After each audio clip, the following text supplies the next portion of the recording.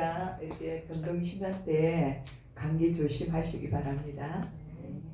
오늘 말씀은 요한복음 3장 22절에서 30절 말씀입니다. 주제는 주님의 기쁨으로 충만한 요한이란 주제로 여러분과 함께 은혜 나누길 원합니다. 아멘.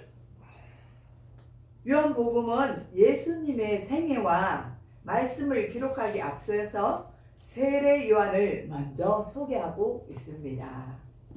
왜냐하면 그것은 세례 요한이 주님이 오시는 길을 예비하는 자이기 때문입니다. 아멘. 요한복음 1장 8절에 보면 세례 요한에 대하여 말하기를 그는 빛이 아니요 이 빛에 관하여 증언하러 오는 자라고 분명히 밝히고 있습니다. 세례 요한도 스스로 이르기를 요한복음 1장 13절에 보면 주의 길을 곱게 하라고 광야에서 외치는 자의 소리라고 말하였습니다. 이때의 예루살렘과 온 유대와 요단강 여러 사방에서 다 그에게 나와라는 마태복음 3장 5절 내용을 보면 우리는 알 수가 있습니다. 그 당시 세례 요한의 설교는 유명한 명설교였습니다. 그래서 인기가 대단했습니다. 수많은 사람들이 그래서 요한을 보기 위해서 그 광야로 나왔습니다. 그의 설교를 듣기 위해서 수많은 사람들이 아마 어린 아이부터 어른에 이르기까지 아니 노인에 이르기까지 그의 설교를 듣기를 원했습니다. 세례 요한은 그의 주위에는 항상 가난하고 소외된 자들 그리고 버림받은 자들 그리고 바리새인들 세리 군인 부자들도 그 능력에 그를 요한을 보기 위해서 그리고 요한을 엘리야처럼 능력의 사람으로 여겼습니다. 요한의 인기는 갈릴리 분봉왕 헤롯의 궁전까지도 알려졌습니다. 얼마나 요한이 유명했으며 이 분봉왕이 세례 요한을 보고자 했겠습니까? 헤롯은 요한을 불러들여 그의 설교를 듣고자 하였습니다. 헤롯 왕은 요한을 의롭고 거룩한 사람이라고 여겨 두려워하고 그를 보호하려 하기도 하였습니다. 요한의 말을 들을 때마다 그는 그런데 고뇌를 하기 시작했습니다. 헤롯은 그의 동생 아내 헤로디아를 취하여 그 여자와 결혼을 하였던 것입니다. 그 당시 그죠? 동생의 아내를 취하여서 결혼을 하게 되면은 얼마나 그죠? 많은 사람들이 욕을 했겠습니까? 그런데 그는 헤롯 왕은 그것을 게을르지 않고 동생의 아내를 데리고 와서 아내로 삼았던 것입니다. 그러자 화가 난 그런 헤롯을 보고 욕을 합니다. 그러니까 화가 난 헤롯 왕은 이제 요한이 욕하는 것을 보고 참지를 못한 것입니다. 자기를 향해서 욕을 하니까. 그래서 요한을 어떻게 했습니까? 옥에 가두게 되었습니다. 그리고는 요한의 목을 베어버리는 것입니다. 얼마나 잔인합니까? 목베임 당한다는 것을 상상이나 하십니까, 여러분은? 여러분 목을 베임 당한다고 생각해 보십시오. 가만히 있으려고 하겠습니까? 어떻게든 그곳을 면하려고 하지 않겠습니까? 발버둥 치려고 하지 않겠습니까? 근데 세례 요한은 가만히 그 목을 내놓고 순종을 한 것입니다. 그래서 순교를 당하는 것입니다. 오늘 본문은 요한이 옥에 갇히기 전에 그가 예수님을 마지막으로 증거한 내용을 우리에게 알려주고 있습니다. 예수님의 제자들과 유대 땅에 거하면서 수많은 사람들에게 요한은 세례를 베풀었습니다. 그래서 요한은 세례 요한이라고 하는 것입니다. 그때 모여드는 사람들의 숫자는 얼마나 많았던지 점점 더 그 숫자가 많아지기 시작하였습니다. 그러니까 지금 말하면 그저 교회가 부흥한다는 뜻이 어떤 목사님이 유명해져가 앞으로 유명해지시기 바랍니다. 모두가 이렇게 사람이 모입니다. 유명해지면 사람이 모일 수밖에 없습니다. 저와 여러분도 하나님 때에 쓰임 받기를 원합니다. 그래서 이렇게 많은 사람들이 모여오기를 원합니다. 그러나 이와 반대로 요한을 따르던 사람들은 조금씩 줄어들게 되었습니다. 사람들은 요한에게 예수님께로 거의 옮겨가기 시작하였기 때문입니다. 이 당시쯤 해서 예수님이 조금씩 인지도가 높아졌어요. 이제 예수님에 대한 사람들이 많이 알아갑니다. 예수님이 병자도 고쳐주시고 가르치시고 기도하시고 능력이 나타나니까, 이러니까 이제는 반대로 요한이 굉장히 흥했잖아요. 그런데 요한은 세해지고 예수님이 점점 더 흥해지는 것을 우리는 볼 수가 있습니다. 그때 그 광경을 지켜보고 있던 사람들이 있었어요. 바로 요한의 제자들이었습니다. 그래서 이 요한의 제자들은 근심하기 시작했습니다. 아니, 우리 요한님이 잘 되어야 되는데 세례 요한이 잘 되지 않고 오히려 예수님이라는 사람이 나타나서 잘 되는 것을 보니까 시기가 나는 거예요. 질투가 나는 거예요. 그래서 그 마음에 그들이 근심하기 시작을 했습니다. 그러던 중에 요한의 제자들과 어떤 유대 사람 사이에 정결 예식을 두고 서로 논쟁이 벌어지게 되었고, 제자들은 세례 요한에게 가서 랍비여, 선생님과 함께 요단강 저편에 있더니가 세례를 베푸면 사람들이 다 그에게로 나가나이다, 이렇게 말을 합니다.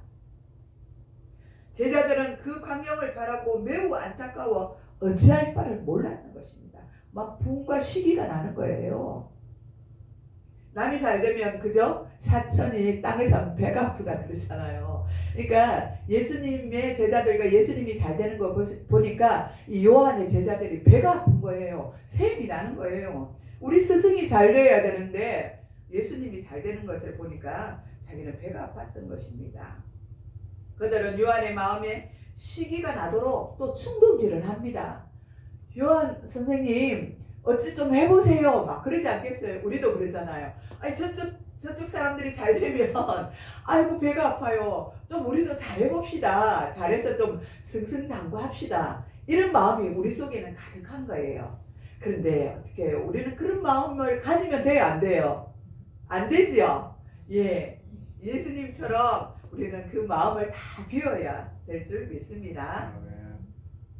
그러나 세례 요한은 이렇게 말을 합니다. 요한복음 3장 27절에서 30절에 보면, 만일 하늘에서 주신 바 아니면 사람이 아무것도 받을 수 없느니라. 내가 말한 바 그리스도가 아니요 그 앞에 보내심을 받은 자라고 한 것을 증언할 자는 너희니라, 이렇게 말합니다.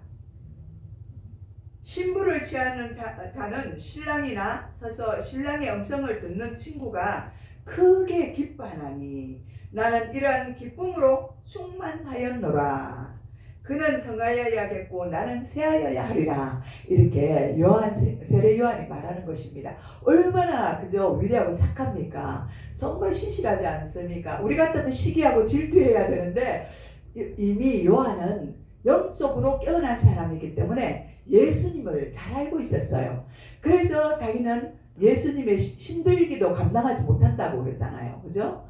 그러니까 예수님을 예표하고 예수님 앞서가서 준비하는 자잖아요.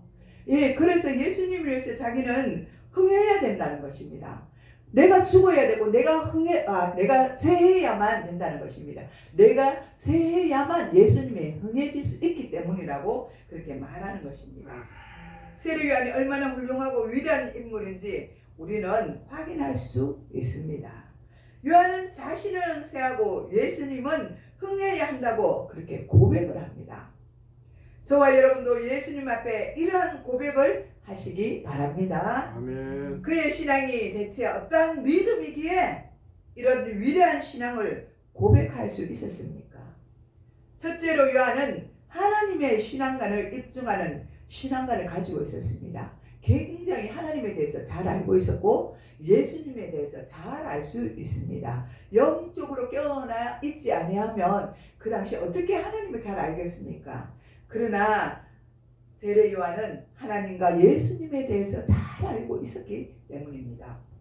오늘 본문에 만일 하늘에서 주신 바 아니면 사람이 아무것도 받을 수 없다고 말씀하셨습니다. 이 말에는 세례 요한이 모든 일에서 하나님의 절대 주권을 인정하고 있음을 보여주고 있습니다. 이 말에는 세례 요한이 모든 일에 하나님의 주권을 보여주고 있습니다. 그래서 요한은 겸손할 수가 있었습니다. 하나님의 절대 주권을 믿는 자에게는 겸손함이 있습니다. 하나님만 바라보고 의지하고 하나님께 모든 것들을 맡길 수 있습니다. 아멘. 여러분의 생활 가운데 하나님의 주권을 얼마나 인정하고 있습니까? 여러분은 하나님께 나의 주권을 얼마나 내어주고 있습니까? 인정을 하고 있습니까?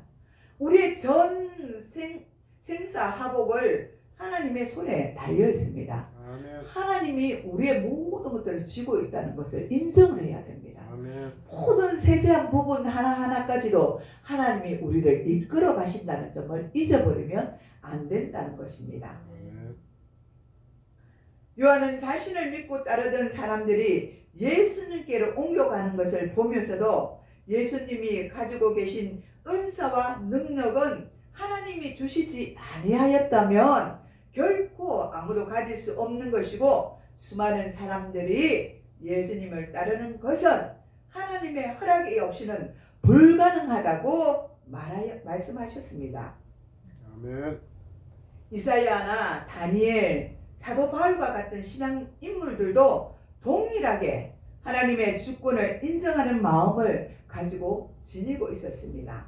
이사야 45장 5절에서 7절에는 이렇게 하나님이 말씀하고 있습니다. 나는 여호와니라, 나 외에 다른 이가 없느니라, 나밖에 다른 신이 없느니라. 너는 나를 알지 못하였을지라도 나는 내 띠를 동일 것이요, 해 뜨는 곳에든지 지는 곳에든지 나밖에 다른 이가 없는 줄을 알게 하리라.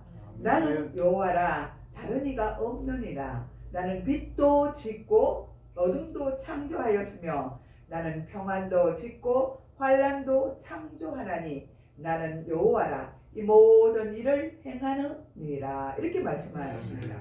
하나님이 빛도 지으시고 환난도 지으셨어요. 어둠도 창조하셨다고 말합니다. 이 모든 이 땅에 창조하신 분은 하나님이시라고 말씀하고 있습니다. 아멘. 그러니 우리의 주권 또한 하나님이 쥐고 계시는 것입니다. 아멘. 그러니까 예수님은 공중에 나는 참새 한 마리도 하나님의 허락 없이는 떨어지지 않는 것이며, 하나님은 우리의 머리털까지도 다 세신받았다고 말하고 있습니다. 얼마나 세밀한 분이십니까? 우리의 머리털을 다 하신대요. 우리의 몸에 이제 털도 다 세신받으셨대요. 우리 몸에 뭐가 있는지 다 하신대요. 우리의 성품과 우리의 기질과 우리의 모든 그냥 눕고 자고 일어서고 생활하는 것까지 누가 알고 계셔요? 하나님은 다 알고 계십니다. 그러니 어떤 어려움과 역경과 좌절이 우리를 가로막을지라도 하나님의 주권이라고 생각하십시오. 하나님이 더 나은 것을 위해서 우리가 훈련시킨다고 생각하는 여러분 되시기를 바랍니다. 아멘. 그러므로 우리는 이 같은 하나님께 감사와 영광과 존귀를 올려드려야 합니다. 하나님께 또 우리는 기도해야 합니다. 하나님의 그리고 뜻을 깨달아 알아야 하는 것입니다. 우리가 영적으로 깨어나서 기도하지 아니하고 하나님을 알지 못하고 하나님에 대해 궁금해지지 않는다면 우리가 어떻게 하나님을 알 수 있고 하나님의 주권을 우리가 인정할 수가 있겠습니까? 우리는 겸손하게 모든 일을 하나님께 맡기고 그리고 의지함으로 평안과 기적을 체험해야 합니다. 아멘. 이런 하나님이신 걸 우리는 알아야 하는 것입니다. 두 번째로는 세례 요한은 신앙 안에서 자신의 신분과 사명이 무엇인지를 확실히 알았던 것입니다.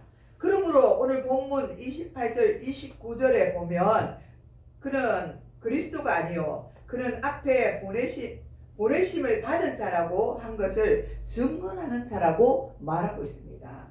신부를 취하는 자는 신랑이나 서서 신랑의 음성을 듣는 친구가 크게 기뻐하나니 나는 이러한 기쁨으로 충만하였다고 고백하고 있습니다. 그러니까 예수님을 바라보면서 요한은 기뻐서 충만하였다고 했습니다.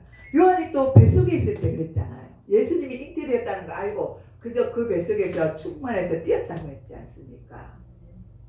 사람들은 자신의 분수를 알아야 합니다. 사람은 누구나 자기의 길이 있고 자기가 할 일이 있습니다. 우리에게 가만히 생각해 우리가 무슨 일을 해? 내가 지금 이렇게 가만히 있는데 하나님이 나를 통해서 무슨 일을 해? 이렇게 말할 때도 있습니다. 그러나 그것이 아닙니다. 하나님은 우리를 위해서 준비하고 예비하고 계시는 것입니다. 그런데 오늘날 많은 사람들은 자신이 서야 할 자리를 모르고 자신이 해야 할 일이 무엇인지를 모르고 있습니다. 그래서 여러 문제들이 생기는 것입니다. 지혜로운 사람은 현재 자기가 원하는 모든 일은 소중히 여기고 보람을 느끼며 살아가야 합니다. 하찮은 일이라도 이것이 하나님께서 나에게 주어진 길이라면 그것을 감사하면서 또 뜻있게 우리는 살아가야 하는 것입니다. 아멘. 그러나 어리석은 사람들은 자신에게 주어진 일에 대해서 만족하지 못합니다. 왜 나에게만 이런 일들이 일어나서 왜 내게 이 일을 나는 해야 하나 하고 원망하고 불평할 때도 있습니다. 이러다 보면 이 세월들을 어떻게 해요? 하나님 주신 이 시간들을 허비하게 되는 것입니다. 허송 세월을 보내게 되는 것입니다. 셋째로는 세례요한은 오직 하나님의 영광을 위하여서 살았습니다. 그는 오늘 본문 30절에 예수님은 흥하여야 하고 나 자신은 쇠하여야 한다고 고백합니다. 세례요한은 자신이 어떤 희생을 치르든지 그리스도만 존귀해지고 영광을 받으시면 된다는 믿음을 지니고 있었습니다. 아멘. 하나님을 참으로 사랑하는 자들은 무엇을 먹든지 무엇을 마시든지 무엇을 하든지 하나님의 영광을 위하여 하여야 하는 것입니다. 아멘. 그래서 주님이 높아지면 내가 높아지는 것보다 기뻐해야 합니다.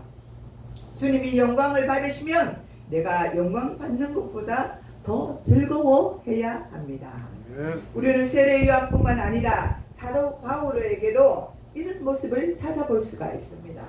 바울은 로마서 14장에서 우리가 살아도 주를 위하여 살고 죽어도 주를 위하여 죽으나니 그러므로 사나 죽으나 우리가 주의 것이로다 이렇게 말하고 있습니다. 아멘. 빌립보서 1장 15절에서 21절에 이렇게 말씀하고 있습니다.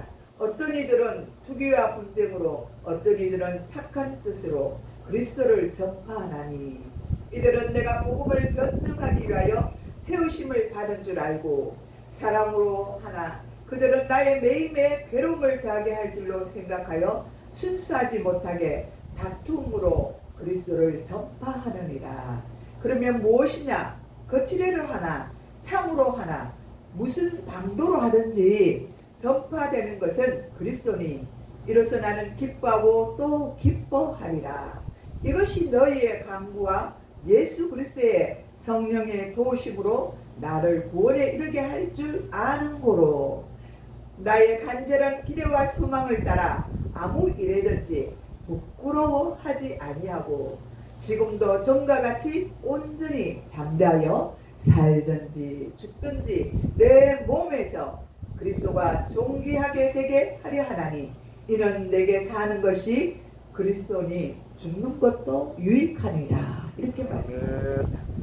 골로새서 1장 24절에서는 나는 이제 너희를 위하여 받는 괴로움을 기뻐하고 그리스도의 남은 고난을 그의 몸된 교회를 위하여 내 육체에 채우노라 이렇게 전하고 있습니다. 여기서 우리는 사도 바울이 주님과 복음을 얼마나 사랑했는지 생생히 느낄 수가 있습니다. 오늘 보면 29절에 다시 보면 신부를 취하는 자는 신랑이 서서 신랑의 음성을 듣는 친구가 크게 기뻐하나니 나는 이러한 기쁨으로 충만하였노라고 말하고 있습니다. 성경은 하나님과 이스라엘 백성의 관계를 남편과 아내의 관계로 말씀하고 있습니다. 너를 지으신 이가 내 남편이시니라. 그의 이름은 만군의 여호와이시며 내 구속자는 이스라엘의 거룩한 이시니라고 이사야 54장 5절에 말씀하고 있습니다. 하나님과 이스라엘은 신랑과 신부처럼 열렬히 사랑하는 관계입니다. 이스라엘 백성들이 하나님을 떠나 우상을 섬기는 것을 아내가 남편을 버리고 간음죄를 범하는 것에 비유하고 있습니다. 창기가 음행을 저지른 것에 또 비유하고 있는 것입니다. 이것들은 신약 성경에서도 마찬가지입니다. 내가 너희를 정결한 처녀로 한 남편은 그리스도께 드리려고 중매함으로 라고 고린도후서 11장 2절에 말씀하고 있습니다. 이 내용에처럼 사도 바울은 예수님과 교회의 관계를 남편과 아내의 관계로 비유하고 있는 것입니다. 장차 주님은 재림하셔서 믿음을 지키는 성도들과 만날 것입니다. 이제 주님과 우리가 만날 것입니다. 아멘. 성경은 그때 광경을 혼인잔치에 비유하고 있습니다. 그때 예수님과 성도들의 기쁨도 크겠지만 복음을 전해드는 수많은 사람들이 그리스도를 영접하는 모습을 보는 바울의 기쁨 또한 얼마나 크겠습니까? 우리도 그저 우리 때문에 예수 믿고 구원받고 그들이 하나님 앞에 천국 가는 사람들을 바라보며 우리도 기쁘잖아요. 그들이 나와 같이 천국 백성이 되었다는 것에 기쁜데, 근데 사도 바울은 얼마나 기쁘겠습니까? 저와 여러분도 복음을 더 열심히 전하고 사도 바울처럼 기뻐할 수 있기를 바랍니다. 아멘. 세례 요한의 고백이 바로 이런 기쁨의 고백입니다.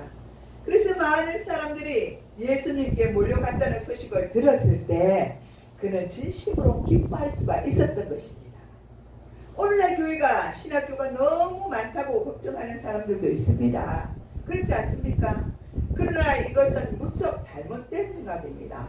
사도행전 26장 29절에 사도 바울은 아그리빠 왕에게 말이 적으나 많으나 당신뿐 아니라 오늘 내 말을 듣는 모든 사람도 다 이렇게 결박된 것 외에는 나와 같이 되기를 하나님께 원하나이다, 이렇게 말합니다.